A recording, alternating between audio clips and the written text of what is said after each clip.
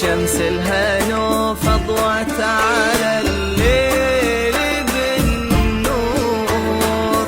يا ربي أسعد شمسنا في مساها، هذه الهنو في اللي وقفت لأجلها الحور.